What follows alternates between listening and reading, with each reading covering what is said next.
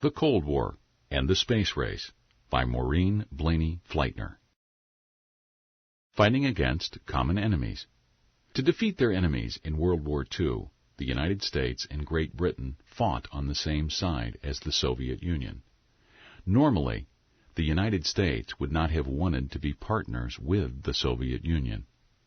The Soviet Union was a large and powerful country that operated under communism and had a cruel leader named Joseph Stalin. Communism is a political and economic system that gives people little freedom and allows the government to own all the businesses and the land. This ideology is very different from that of the United States. People in the United States believe in many freedoms and that individuals can own land and businesses. Many powerful weapons were used during World War II. Germany had made some of these weapons. The Americans and Soviets wanted to learn about them. After the war ended, they rushed in to find parts of weapons or even people who could tell them about the weapons. Both the Americans and the Soviets studied a German missile called the V-1, or buzz bomb. The V-1 was called a buzz bomb because it made a buzzing sound while it flew. It was the world's first cruise missile, or flying bomb. A cruise missile has wings. Its engine needs air, so it cannot operate outside the atmosphere. A cruise missile guides itself to its target. The Germans had another weapon, called a V-2, that was a ballistic missile. As a ballistic missile, it was powered for a short time by its own engine, and then it fell, because of gravity, to its target. It was a powerful weapon that could send 1 ton of explosives more than 150 miles in 5 minutes. When the war ended, the United States wanted to help its allies and even its former enemies rebuild. The United States wanted these countries to be strong and free. The Soviet Union, however, was worried. Germany had attacked it before, and the Soviet Union thought it might be attacked again. The Soviet Union also worried that if any country near it became strong, it might attack the Soviet Union. The Soviet Union decided to force all the countries it occupied after the war to accept communism, so the Soviet Union could control them all. Joseph Stalin, the Soviet leader, wanted to control all of Berlin. However, the United States and its allies controlled the western part of the city. Stalin set up a blockade so that no one could use the roads or trains to get in or out of Berlin. Stalin thought the blockade would control the whole city. The Americans did not want communism to spread, so they and their allies began an airlift and flew supplies into West Berlin. Finally, Stalin ended the blockade. It had not worked, and West Berlin stayed free.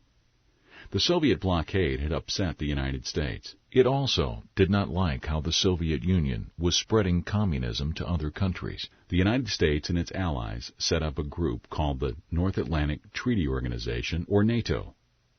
Its members would help each other if the Soviet Union attacked any of them. When World War II ended, another war, called the Cold War, started. On one side was the United States, and on the other side was the Soviet Union. The two most powerful countries in the world were enemies. The war was called a Cold War because it did not heat up with actual fighting between the United States and the Soviet Union. It was instead a time when the fight between the ideology of communism and the ideology of democracy took place all over the world. It was also a time of propaganda. The Americans used radio programs to let the people under communist control know that they were not forgotten. The programs told them how the American ideology worked. The Soviets told their people that the United States was poor and that the American system did not work. The Soviets held big parades with tanks and weapons to show the world how powerful they were. The arms race begins. In the United States, scientists were busy studying rockets and missiles. They had help from a former German scientist named Wernher von Braun. The Soviets, too, continued to improve their rockets and missiles. They learned a lot from the German V-2. As a result, they built a missile called the R-5 that could travel up to 750 miles. Each side was busy making weapons or arms. It had become an arms race to see which side made more powerful weapons than the other side. The Cold War was dividing the world. The Soviet Union wanted communism to spread, so it supported other communist governments. The United States did not want communism to spread, so it supported other governments in their fight against communism. Although the Cold War did not lead to fighting between the United States and the Soviet Union, it did lead to fighting in places such as Korea and Vietnam. In those countries, the United States supported those who wanted to be free, while the Soviets supported those who wanted to spread communism. The race into space. In 1952, a group of scientists called on countries to make satellites, or objects that could orbit or go around Earth. The scientists wanted to use these satellites to get information to make a map of Earth. The United States began a program called Vanguard to build its satellite. In August 1957, the Soviets surprised the world. They tested a missile called an R-7, and it was a success. The R-7 was the first ballistic missile that could go a very long distance.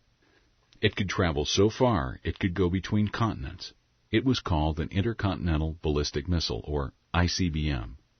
The missile was powerful enough to send a nuclear bomb all the way to the United States, or carry a spacecraft into orbit.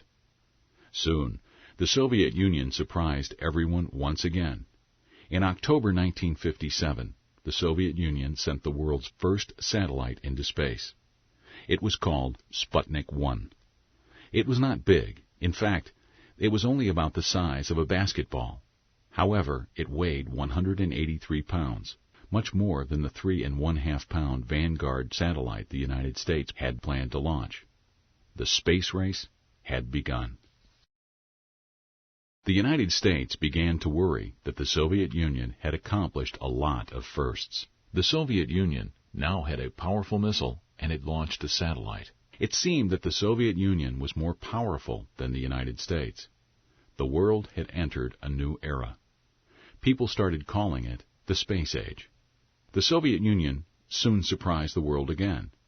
On November 3, 1957, the Soviet Union launched Sputnik 2. This spacecraft weighed 1,120 pounds, much more than Sputnik 1. It also carried a passenger, a dog named Laika. The United States had trouble with its Vanguard satellite, so it started another program called Explorer. Wernher von Braun, the former German scientist, directed the Explorer program. Soon, the United States was able to launch its first satellite, Explorer 1. Finally, on its fourth try, Vanguard 1 also was launched. The United States was catching up to the Soviet Union in the space race. The United States decided to do more. In 1958, it created the National Aeronautics and Space Administration, or NASA. NASA's programs would help the United States explore space and learn more about Earth and the universe. The Soviets and Americans continued to test and study rockets and missiles. Missiles improved and they could carry many bombs. They could hit their test targets more often. In the United States, military space programs were secret, but civilian space programs were open for all to see. In the Soviet Union, all space programs were secret. Only when the Soviets had a success did they let the world know what they were doing. On October 4, 1959, the Soviet Union again accomplished a first and sent the first spacecraft around the moon. Luna 3 took pictures of the far side of the moon and sent them back to Earth. On April 12, 1961, the Soviets gave the world its biggest surprise yet by sending the first person into space. Yuri Gagarin, aboard the Soviet spacecraft Vostok, circled Earth and returned safely. The Soviets called their space travelers cosmonauts. A month later, the United States sent the first American into space. Astronaut Alan Shepard flew his spacecraft, named Freedom 7, into space. Americans called their space travelers astronauts.